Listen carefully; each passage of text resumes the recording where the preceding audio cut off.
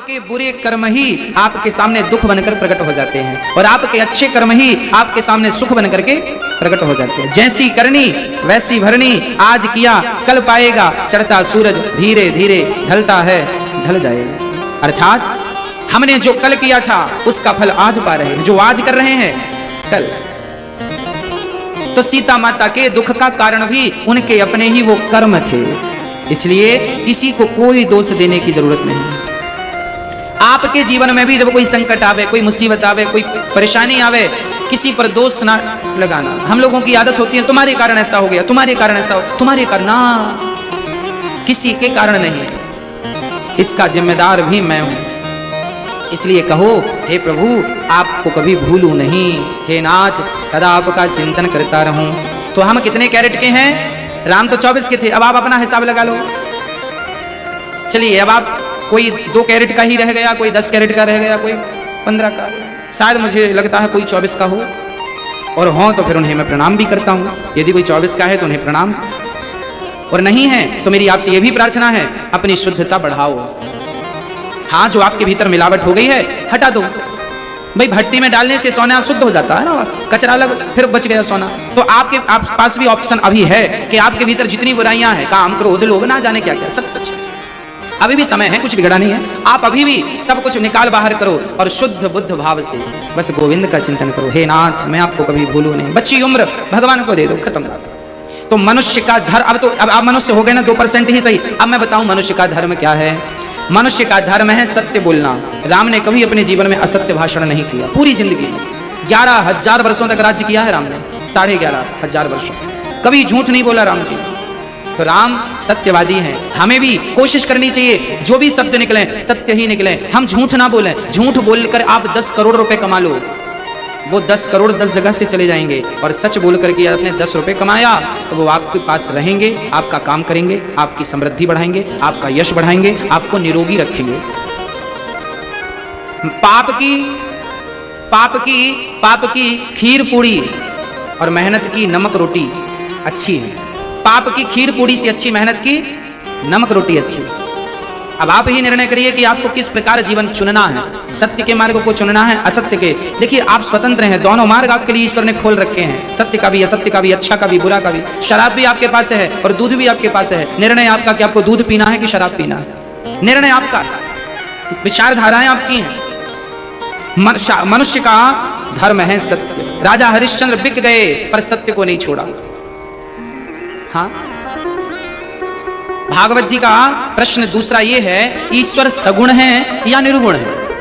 भगवान को हम क्या कहकर पुकारें, सगुण कहें या निर्गुण कह दें? अच्छा आप बताइए, भगवान सगुण है या निर्गुण, साकार है या निराकार है? बताइए। ईश्वर, कोई आपसे पूछे भगवान साकार हैं या निराकार है, तो आप उनसे ये कहिएगा ईश्वर दोनों हैं। ईश्वर साकार भी है, ईश्वर निराकार भी है। कैसे? बोले ऐसे, जैसे पानी निराकार है, पानी का कोई आकार तो नहीं है इसलिए निराकार। जिसका कोई आकार ना हो उसे निराकार कहते हैं, जिसका कोई आकार हो उसे साकार कहते हैं। तो पानी निराकार है, पर वही पानी जब कटोरी में भरकर फ्रिज में रखते हैं तो पानी बर्फ बन जाता है।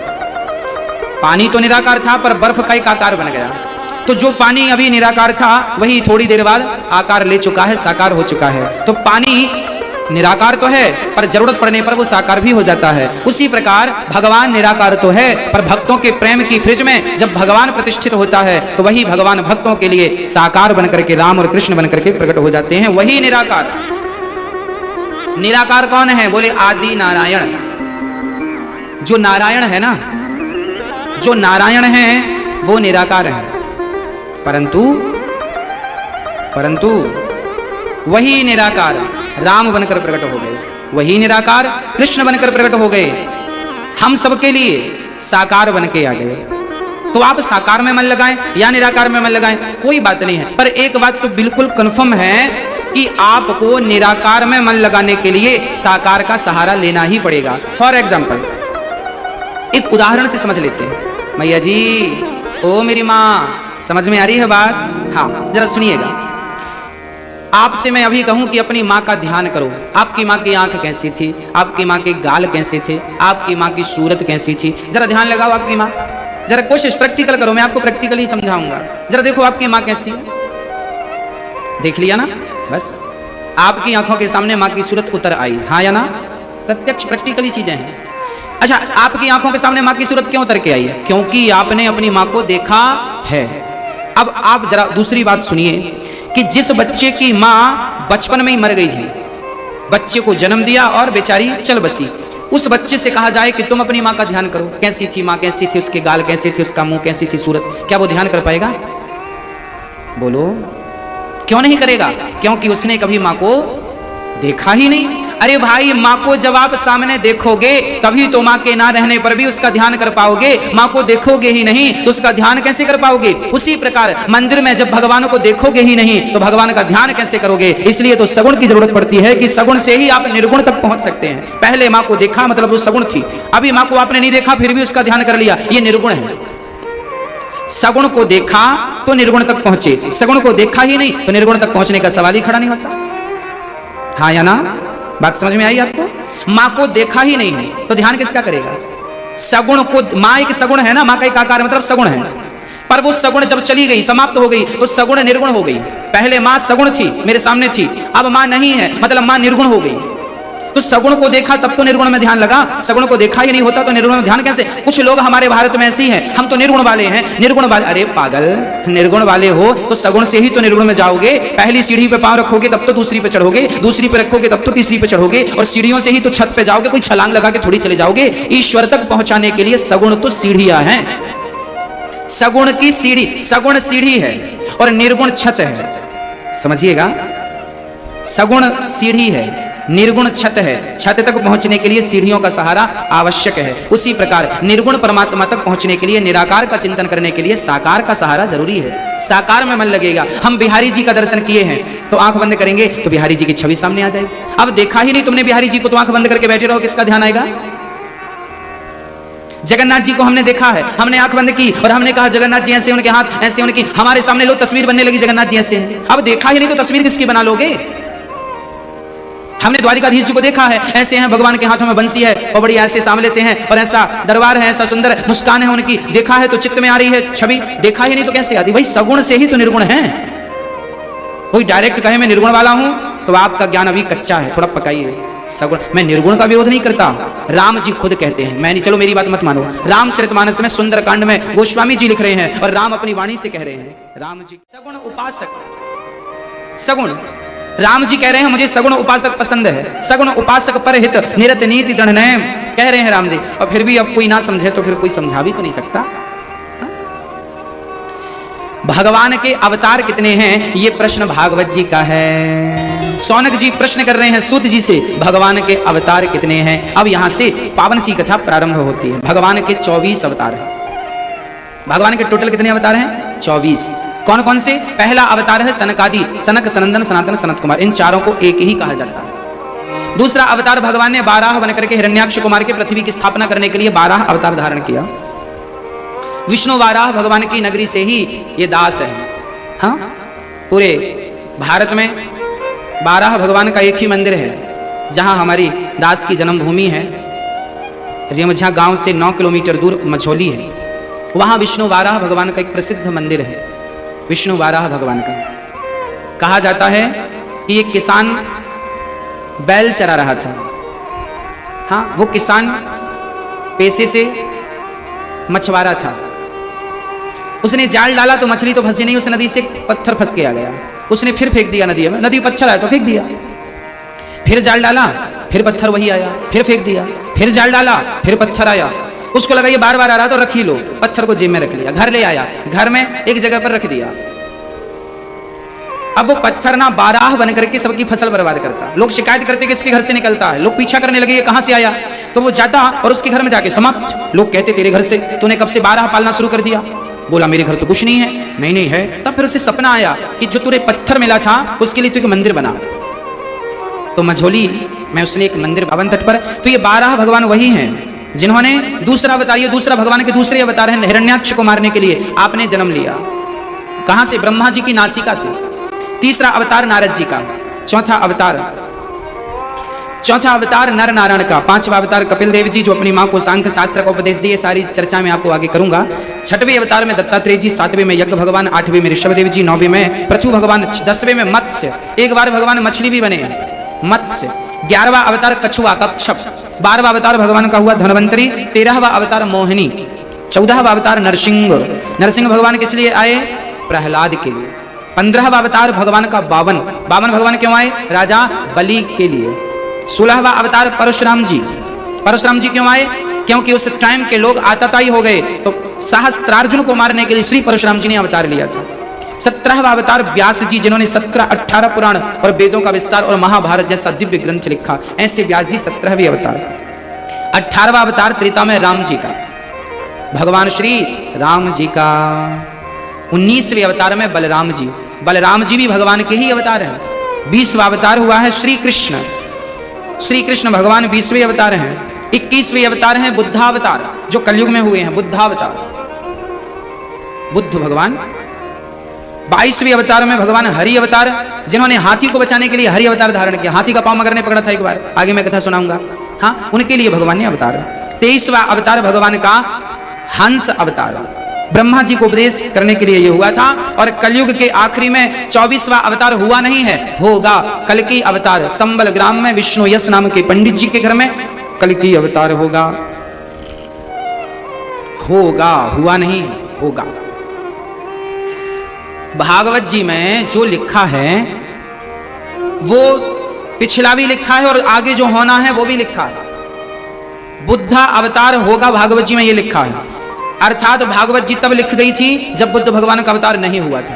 भागवत जी के इस प्रसंग में यह बात लिखी है कि बुद्धा अवतार कलयुग में होगा, भविष्य मतलब भागवत तब लिख गई है जब अवतार नहीं हो। और उसके बाद जो टाइमिंग इसमें लिखी थी कि इस टाइम पे होगा, इस समय पे होगा, वही समय पे बुद्ध भगवान का अवतार होगा। और कल के अवतार के बारे में भी अपडेट है, वो भी होगा। मतलब हमारे शास्त्र जो है ना ये भविष्य को भी पुष्ट करते हैं, अर्थात भविष्य की बात इन्हें पता है कल क्या होना। रामचरितमानस में सारी बातें लिखी हैं, कल क्या जो आज हो रहा सब तो लिखा है, कैसे लोग होंगे, आज की कैसी विस्तार धाराएं होंगी, सब तो लिखा।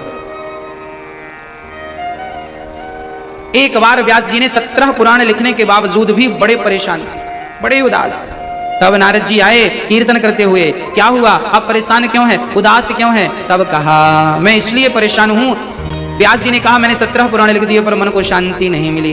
तब नारद जी ने कहा आपने भागवत नहीं लिखी, जब तक भागवत की रचना नहीं करेंगे शांति नहीं मिलेगी। नारद जी ने अपनी पूरी आप बीती सुना दी। मैं पिछले जन्म दासी पुत्र था, परंतु मैं ब्रह्मापुत्र बना तपस्या के प्रभाव से। एक बार मेरे गांव में कुछ संत आए, मैंने उनकी खूब सेवा की, संतों ने मुझे नारायण का मंत्र दिया, मैंने खूब जाप किया।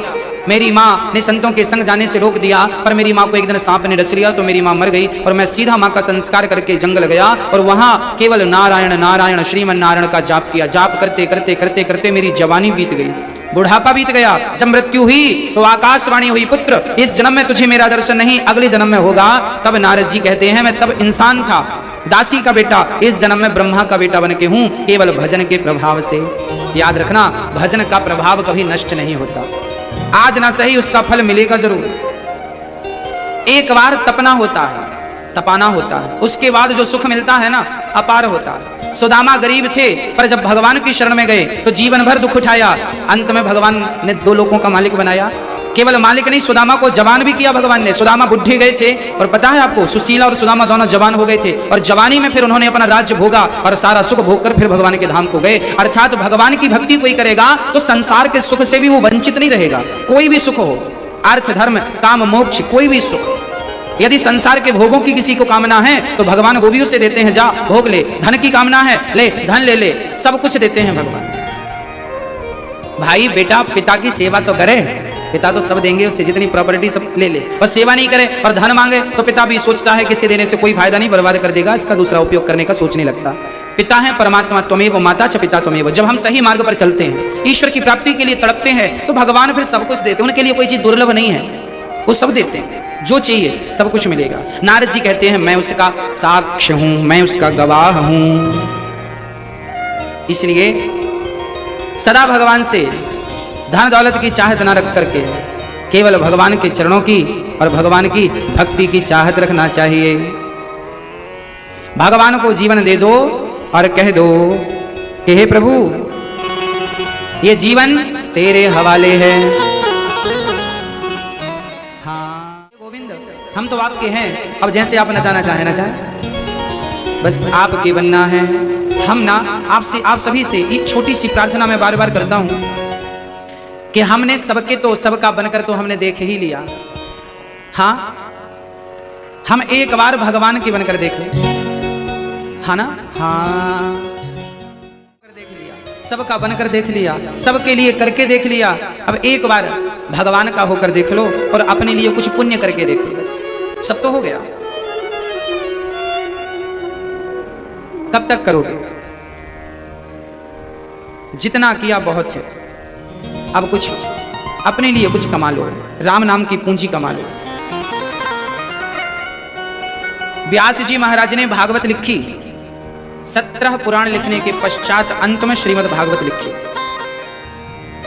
और शुरुआत कहां से की? महाभारत के युद्ध से। कहते हैं महाभारत जहां से पूरा होता है ना, भागवत वहां से प्रारंभ होती है। हाँ जी, भागवत कहां से प्रारंभ हुई? महाभारत से। 99 कौरव मारे गए, एक बचा मात्र दुर्योधन। भीम भैया की गदा से उनकी भी जंघा टूट गई, परंतु जिंदा रहा। आखिरी में गुरु द्रोणाचार्य के पुत्र अश्वत्थामा रात्रि के समय दुर्योधन से मिलने गए। मित्र कैसे हो? दुर्योधन ने कहा अब मेरा हाल पूछने से कोई फायदा नहीं, थोड़ी देर में मर जाऊंगा, पर मरते मरते भी मेरी एक इच्छा रह गई। इन इच्छाओं की बातें जरा सुनिएगा। मरते मरते भी अभी क्या बची है? इच्छा। कौन सी इच्छा? चलो अच्छी इच्छा होए तो समझ में भी आए। इच्छा क्या थी दुर्योधन की? कि पांडवों को हम मरा हुआ देख लें बस। 5 की 5 में एक भी नहीं मरा। दुख इस बात का है कि हम 100 में एक भी नहीं बचे और वो 5 में एक भी नहीं मरा। अच्छा ऐसा क्यों था? हम 100 में से तो एक भी नहीं बच रहे हैं और वो 5 में एक भी नहीं मरे। क्यों ऐसा था? ऐसा इसलिए था कि जिनके सिर पर भगवान का हाथ हो उन्हें कौन क्या मारेगा। हाँ प्रिय भक्तों, भगवान पांडवों को मरने नहीं देते। भगवान जिनके रक्षक उन्हें कौन मारेगा? दुर्योधन की बात मानकर अश्वत्थामा चला कि चलो एक प्रयास और कर लूं पांडवों को मारने का। अभी युद्ध में धर्म के साथ तो लड़ नहीं पाए, अब अधर्म से चलते हैं। कई बार इंसान अपनी जीत के लिए अधर्म का भी सहारा लेता है, अपने यश के लिए, अपने काम को बनाने के लिए अधर्म का आश्रय लेता है। आप याद रखिएगा, अधर्म का सहारा मत लीजिएगा। पांडवों ने कभी भी अधर्म का साथ नहीं लिया, जबकि कौरवों ने अधर्म चालू किया। अच्छा, महाभारत में भी एक नियम बनाया गया था, एक योद्धा से एक ही योद्धा लड़ेगा, दो नहीं लड़े। एक महारथी से एक महारथी लड़ेगा, एक घुड़सवार से एक घुड़सवार ही लड़ेगा, एक पैदल से एक ही पैदल लड़ेगा, एक हाथी वाले के ऊपर वाले से एक हाथी वाला लड़ेगा। सबसे पहले ये मर्यादाएं किसने बनाई थी?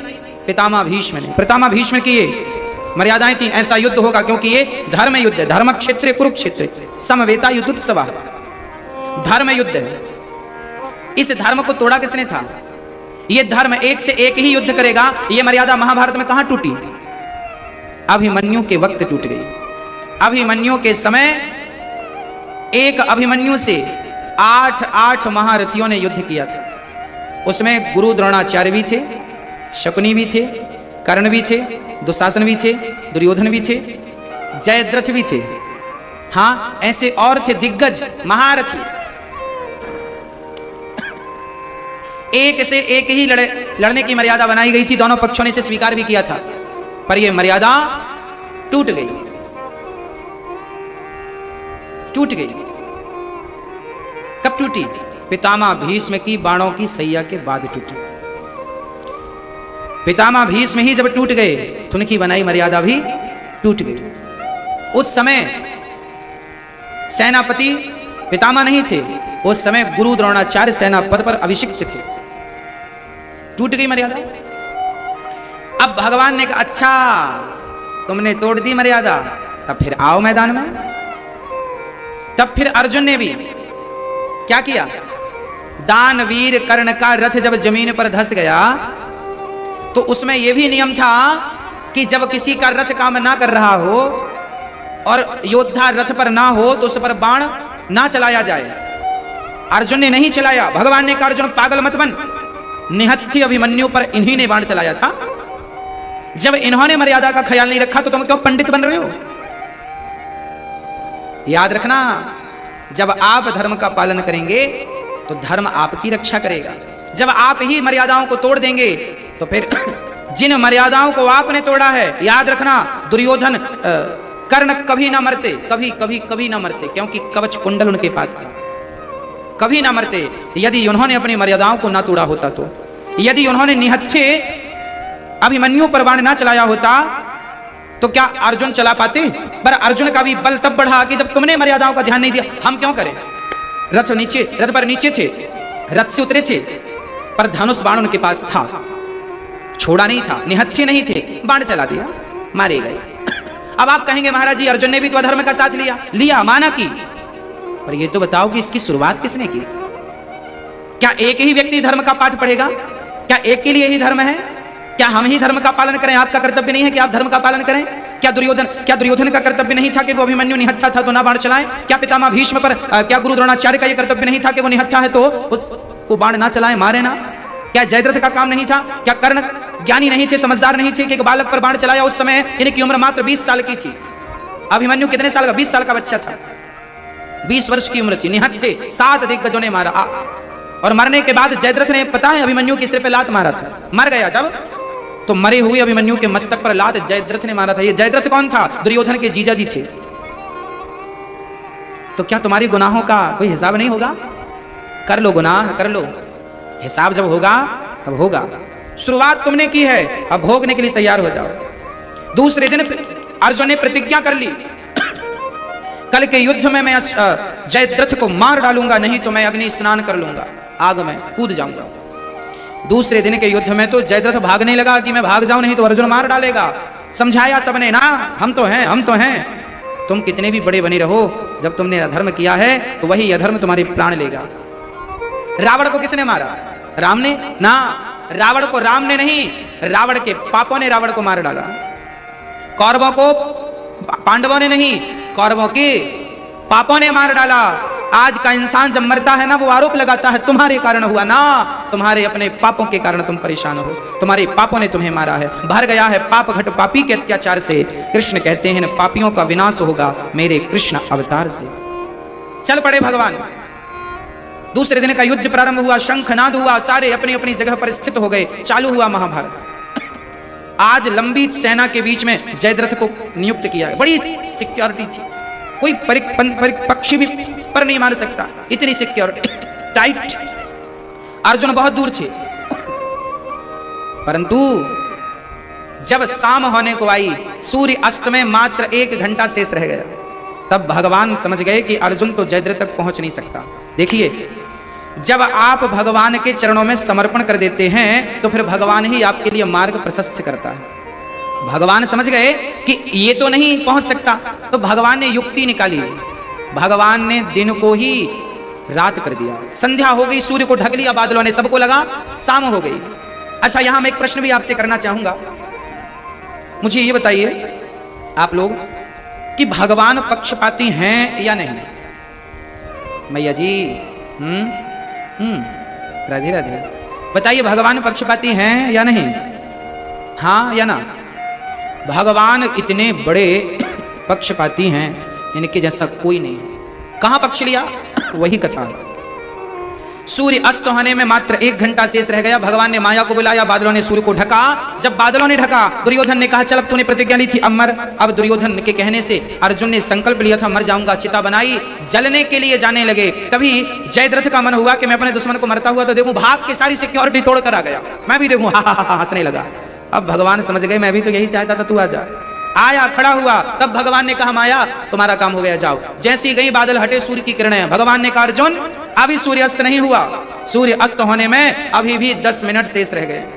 उठाओ अपना गांडीव, ये रहा तुम्हारा दुर्योधन, अपना तुम्हारा दुश्मन, और बाण चलाओ। पर याद रखना इसका सर जमीन पर गिरेगा तो तुम्हारे सिर के 100 टुकड़े हो जाएंगे, इसलिए ऐसा बाण चलाना कि इसका सिर जाकर इसके पिता की गोद में जाकर गिरो। जो बाण चलाया। अब मुझे आप ये बताओ कि क्या अर्जुन के बाण में इतनी ताकत थी कि उसका सिर काट के उसके पिता की गोद में गिराए? इस बात का खुलासा किसने किया था जानते हैं? जब पूरा महाभारत हुआ, बर्बरीक ने इसका खुलासा किया। बर्बरीक सारे महाभारत का दृष्टा था, देखने वाला। बर्बरीक ने कहा था, अर्जुन जब तुमने जयद्रथ के लिए बाण चलाया था तो तुम्हारा बाण तो जयद्रथ का सिर काट के गिर ही गया था, पर उसे कृष्ण के सुदर्शन ने अपने ऊपर बिठाया और ले जा करके और उसके पिता की गोद में गिराया। दोनों बाप बेटे मर गए और भगवान ने भक्त की रक्षा कर ली। भगवान अपने भक्त के लिए कुछ भी कर सकते हैं। पक्षपाती बन गए, देखो ना, दिन को रात कर दिया। जैसे माँ अपने बच्चे का सदा पक्ष लेती है, ऐसे भगवान अपने भक्त का सदा पक्ष लेते हैं। हाँ, पूरा महाभारत हुआ, पांडवों को एक इतना सा दर्द नहीं होने दिया भगवान ने। क्यों? क्योंकि भगवान भक्तों का पक्ष लेते हैं।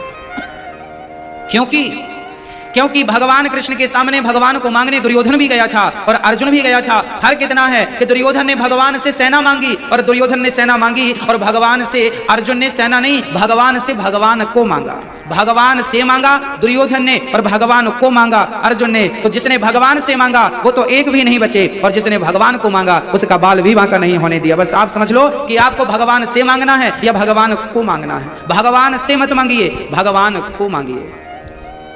पिता से मत मांगिए, पिता को मांगिए। आप मेरे पास आइए, मैं आपकी सेवा करूंगा। पिता से, पिता को नहीं। श्री भगवान बड़े प्रेम से। अब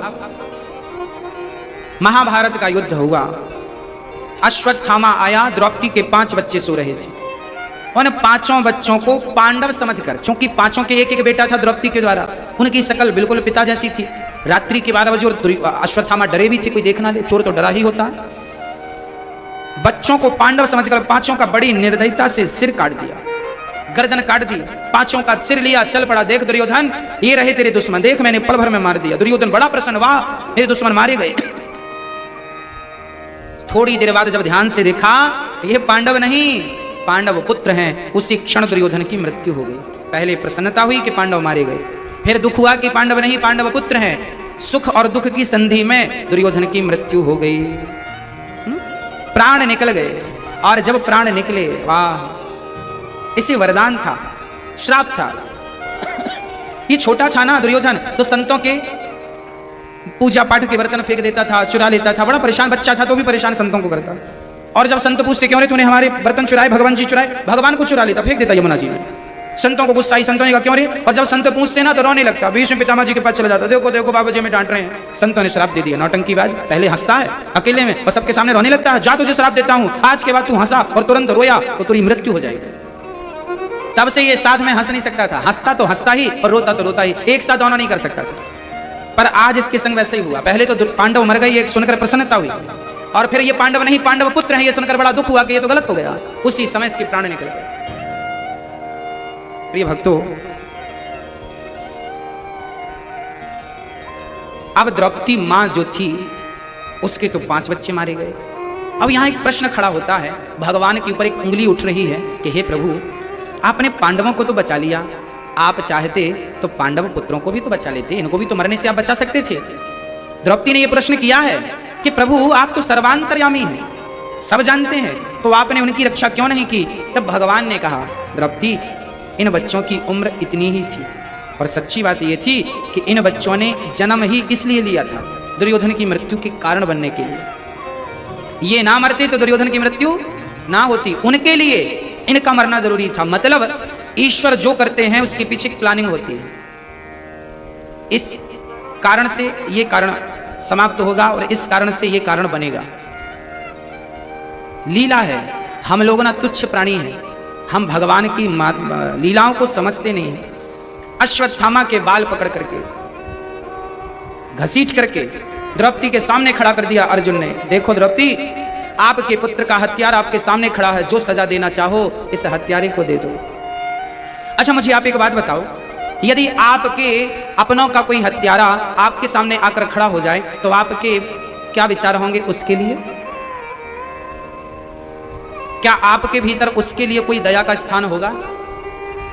मैया जी, क्या आपके भीतर उस हत्यारे के लिए कोई दया का स्थान होगा? हाँ या ना? नहीं ना? पर द्रौपदी ऐसी दयालु है, द्रौपदी कहती है इसे छोड़ दो। दया का भाव कभी ना छूटे, दया कभी मत छोड़ो। दया ही ईश्वर का स्वरूप है, दया ही धर्म है, दया धर्म का मूल है।